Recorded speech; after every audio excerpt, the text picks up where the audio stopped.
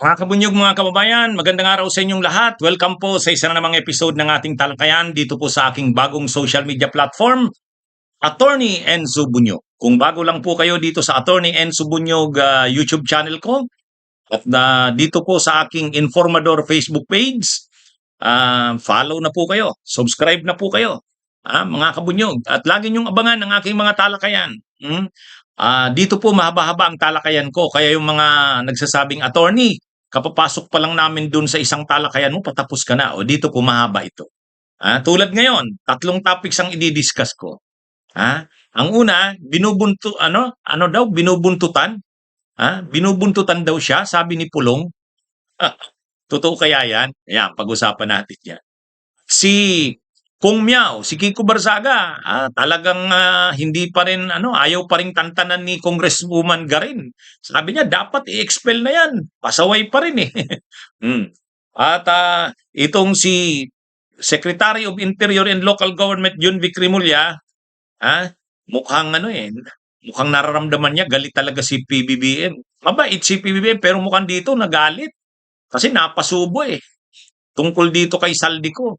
Ito namang kasing si Junbic, parang nag-commit na within 1 to 3 weeks, mapapabalik na sa Pilipinas si Saldico. Ay, hindi nangyari. Hindi nangyari. Na ano pa, ha? Pagdating pa doon ng team ng Pilipinas na pinadala, wala na, hindi na inabutan. Grabing kahihiyan talaga ng administrasyon. Kaya, ayan, medyo galit talaga si PBBM, dismayado. Mm. Nag-sorry ngayon si Junbic. Ayan, pag-usapan natin yan. Marami-rami na yung pag-uusapan natin, ha. At pusin nyo itong talakayan ko, mga kabunyog, mga kababayan. Ayon kay Pulong, ito, si Pulong, binibira na naman si Attorney Melvin Matibag ng NBI. Ano daw siya? Sabi ni Pulong, VIP daw siya, very important person. Ha? Ano daw siya? Na napapansin niya daw may bumubuntot sa kanya. Sabi ni Pulong yan, ewan ko kung totoo yan. Ang pinapalabas ni Pulong, may mga kahina-hinalang sasakyan, mga tao na nakabuntot, sumusunod daw sa kanya kung saan man siya pumunta. Matindi pa daw ang gamit, Land Cruiser daw yata. Land Cruiser daw yata yun, sabi ni Pulong. At ang tinuturo ni Pulong na may kagagawan ng pagbubuntot sa kanya, ay mga tao daw yan ng NBI ni Matibag. Ang tawag niya kay Matibag, Matibay.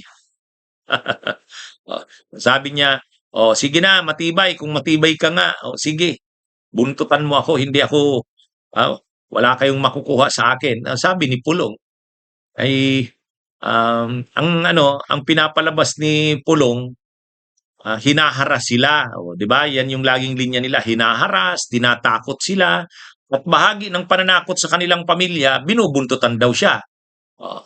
Kaya sabi ni Pulong, alam niya daw na mga tao yan ni Matibag.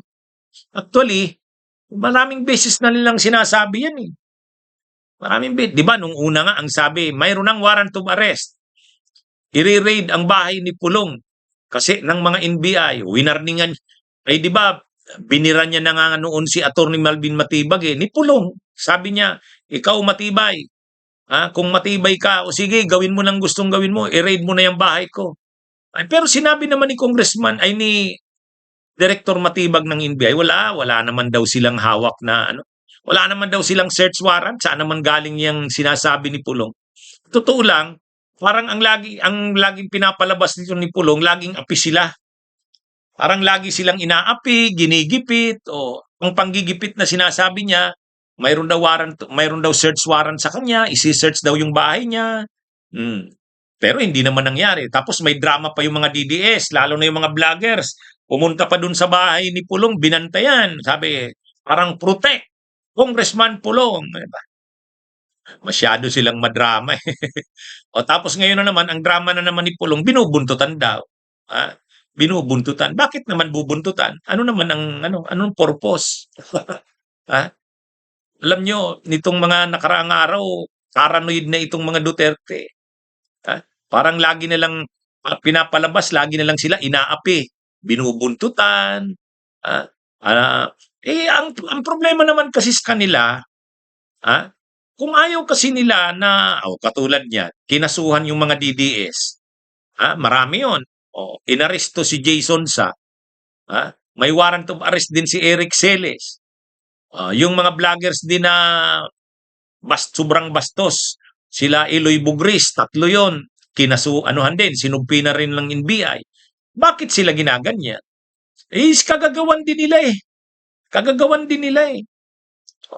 Halimbawa si Jason Sa, bakit siya kinasuhan? Ay nagkakalat ba naman ng sa kasi Eric Celes, nagkakalat ng mga fake news tungkol sa kalusugan ng Pangulo. Di ba pinapalabas nila noon?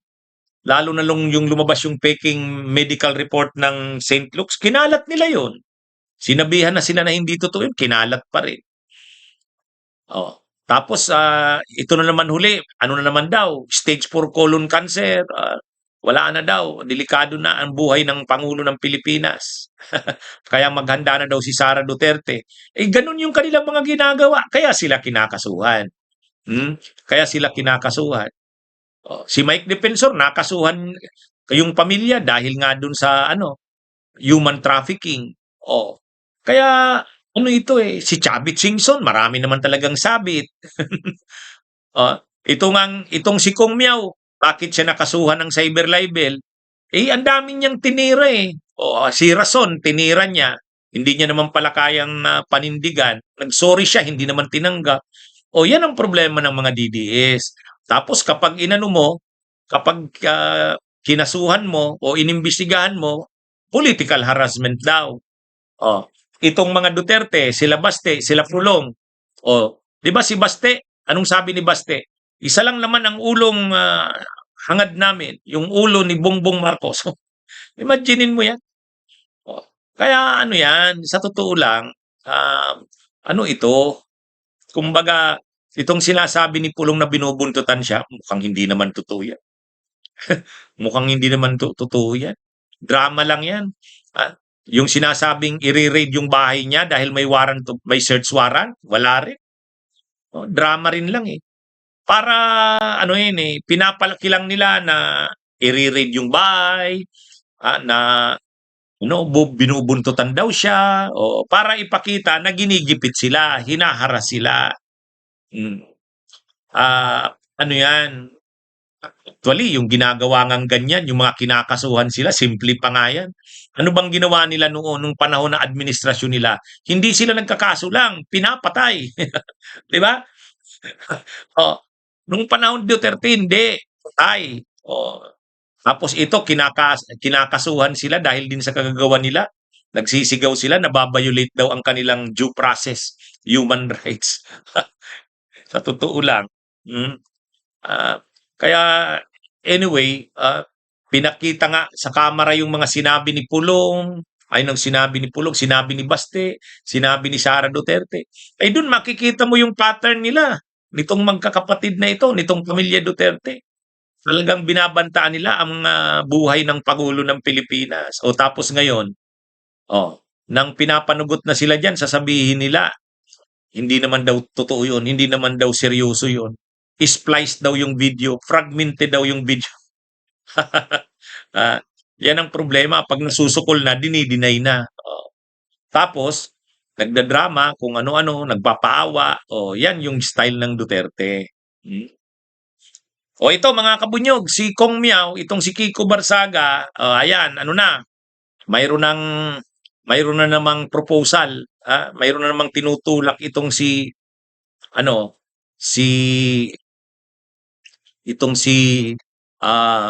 Congresswoman Garin, ng Iloilo. Sabi ni Congresswoman Garin, dapat itong si Barsaga, Kiko, pag-usapan ito na i-expel na lang sa Kamara. Wala pa rin daw, hindi pa rin daw nagbabago eh. 2 beses na daw na sinuspend, 60 days, 60 days, di ilan na yun, 120 days na. Kahit 120 days nang sinuspende, wala pa rin daw pagbabago. Hanggang daw ngayon, ganun pa rin. Kaya, sabi ni Congresswoman Garin, ang tingin niya daw, dapat nang i-expel itong si Barsaga. Kasi pagbalik ni Barsaga, ang yabang, ang sabi ni Barsaga, nag-usap sila ni Garin. Ang sabi daw sa kanya ni Barsaga, ay talagang ako, kailangan kong maging palaaway kasi ano ako, pusa ako eh, pusa. Ay, ay 'di ba kasi ang packaging ni ano ni ang sinasabi ni Kiko Barsaga, ano siya, meow, pusa. Oh. Ngayon, medyo nainsulto na naman si Congresswoman Garin kasi pinapanindigan ni Barsaga, ni Kiko na yung ginagawa niya daw na yun, kung sinasabihan siyang palaaway, eh normal lang daw yun kasi pusa siya eh. Ay napikon si Congresswoman Garin, sabi niya, hindi ka pusa, kongresista ka. Umakto ka na, kongresista ka. Ha? Eh talagang pinipikon nito ni Barsaga si Garin. Ay si Garin naman, medyo napipiko na talaga. Kasi wala siyang nakikitang pagbabago kay Barsaga eh. Sabi niya, wala. Pusa daw siya. Oh. At dahil pusa daw siya, talagang palaaway daw siya. Tanggapin daw yun, papanindigan niya daw yun. Kasi pusa, marami talaga siyang kaaway. Kaya medyo pikon na si Congresswoman Garin. Sabi niya, kapag ano pa rin ito, itutuloy niya na daw. Ipapanawagan niya na maano daw ito, itong si ano, itong si Barsaga, ma-expel na lang. Kasi nasisira daw ang pangalan ng Kongreso eh. Ah, ano ito? Hindi naman nakakitaan ng pagbabago eh. Kahit na 2 beses nang sinuspindi, 120 days na yung total na suspension. Yung una, 60 days. Tapos in-extend pa ng another 60 days. Pero hindi pa rin daw eh. Mm. At nung nag-usap daw sila, binabastos na naman siya. At sinabihan daw siya na ano, ganyan talaga siya kasi pusa nga siya. Medyo ayaw tanggapin ni Congresswoman Garin yung ganong paliwanag eh. Sabi ni Congresswoman Garin, hindi na to. May parang kulang na lang sabihin ni Congresswoman Garin, may sayad na ito. Kailangan ito i-expel na. Masyado nang nasisira ang imahen daw ng Kamara eh. At saka pinapanindigan naman daw kasi ni Barsaga na walang mali sa ginagawa niya. Eh ganun daw talaga siya eh, pusa siya eh, kaya ganun talaga siya. Kaya sabi ni Congresswoman Garin, itusulong niya na ma-expel na itong si Barsaga. Ay ano na yan si Barsaga, PDP laban na yan, sumumpa na yan, talagang sara na yan. Ewan ko kung tatakbong senador yan. Ha? Yung kung tatakbong senador. Pero bilib na bilib yan ng mga DDS. Kaya lang makikita mo rin, natakot na rin eh. Ay di ba dati ay para mo ang tapang-tapang noon. Lulusubin daw yung Forbes Park. Oh, hindi naman natgawa 'yon. Oh. Tapos nung bandang huli, inano niya, binira niya si ano, Razon. Oh, kinasuhan siya kaliwat kanang ano, cyber libel. Oh, tumigil, medyo nagpreno eh.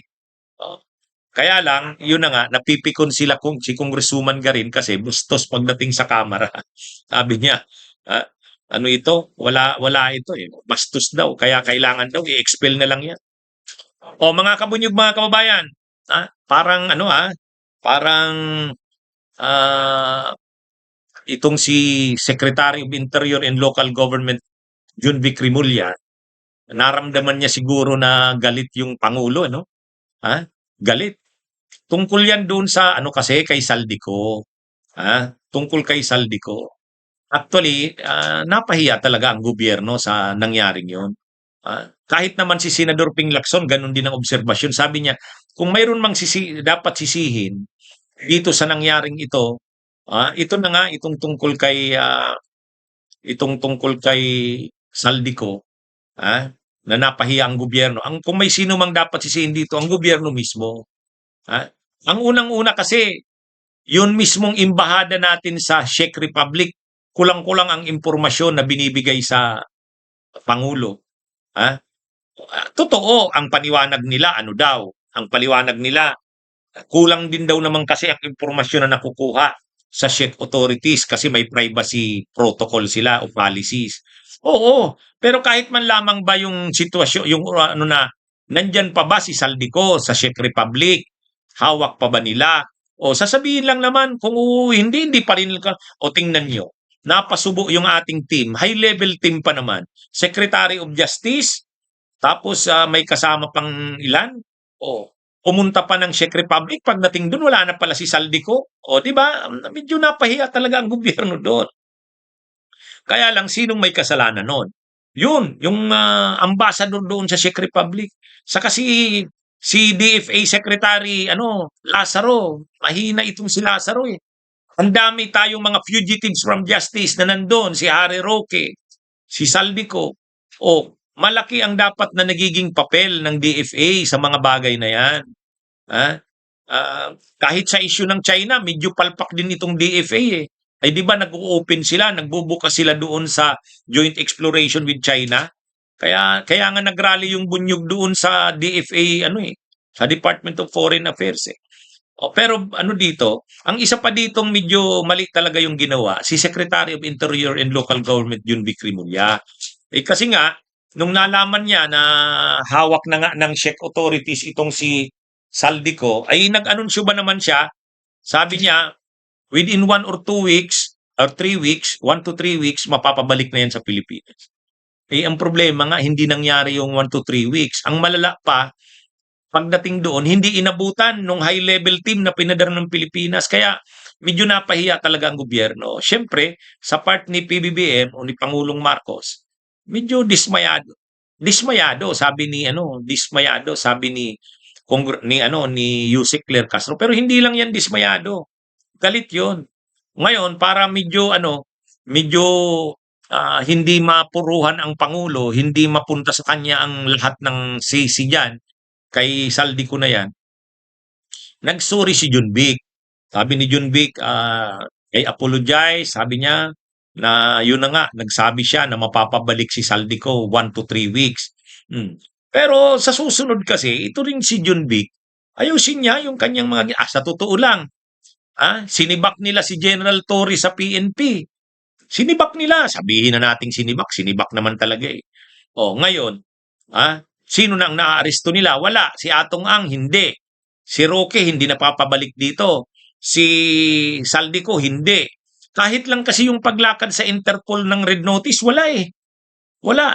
'Di ba? Hindi pa nalalagay sa Red Notice ng Interpol si Saldico. Hindi pa nalalagay sa Interpol Red Notice si Harry Roque. Kaya nga nung na-hold, kaya nga nung na-hold yung na-hold ng Czech authority si Saldico, wala silang reason para tuloy itong i-detain kasi hindi naman ito nasa Interpol Red Notice.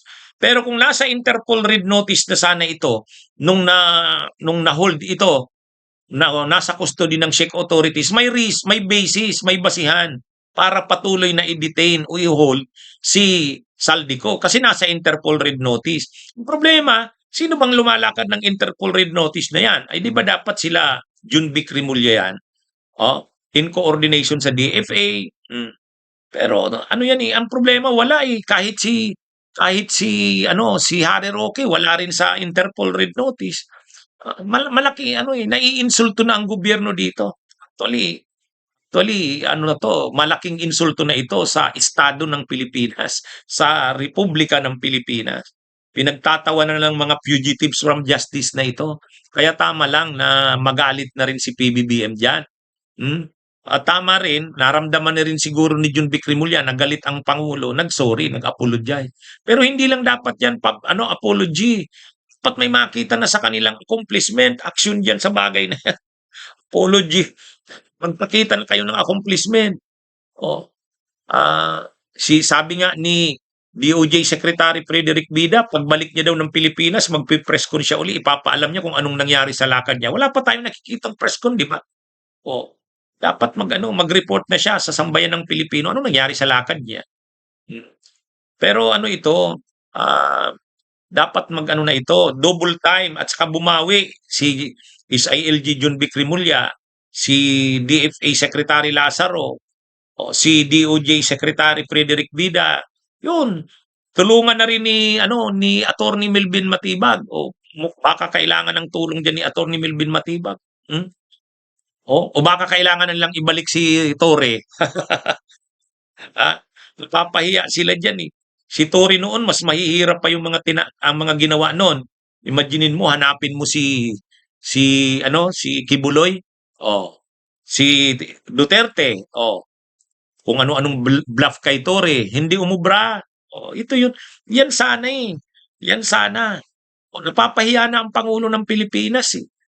Kagagawan nitong mga officials na ito na nakapaligid sa kanya eh. Dapat bumawi. Di ba? Mga kabunyog, mga kabayan. Okay. Magandang araw po sa inyong lahat. Mabuhay po tayo.